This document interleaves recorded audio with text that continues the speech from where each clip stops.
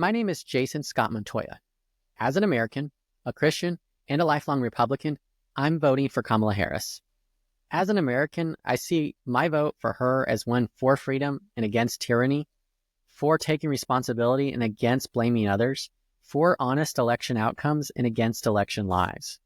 More specifically, that means I'm voting for Harris because she tells the truth about the 2020 election results, and she will tell the truth about the 2024 election outcome even if it's not in her favor.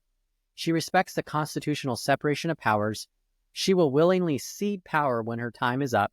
She won't leverage violence to stay in power as her rival did in the last election, and she is standing strong against those that deceive about election outcomes. I want a president who's not going to enable, support, and valorize election deniers and insurrectionists. As a Christian, I'm voting for redemption over tragedy. Harrison advocates for the stranger, the powerless, and even her rivals. She wants to lead for all Americans, not just her own tribe. I'm not voting for Harris's rival because of his deep faith in tragedy, how he's remade the Republican Party in his corrupt image, his contempt for the truth, his wrath against dissenters, his violent language, and how he exploits people, including his supporters, for personal gain.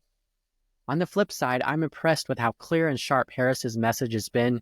She's concise, disciplined, and focused on what matters most. She doesn't take this opportunity for granted and puts in the hard work required to lead the country and be successful. It is striking just how grateful Harris is. She focuses on we instead of me. Her speeches are filled with gratitude to all the people who have helped her, and she has a deep understanding of how much we are interdependent and how much we need each other. I love how much Harris embodies collaboration, including her decisions to have a bipartisan advisory council and a Republican in her cabinet.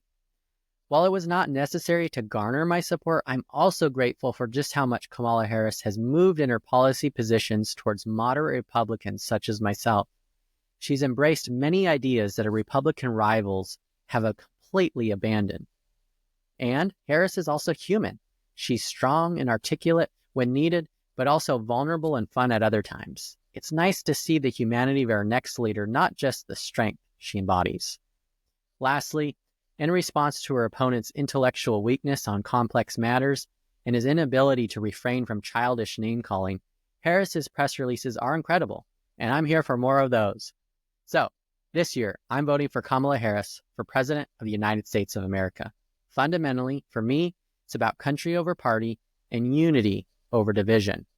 Many of these values used to be embraced by the Republican Party.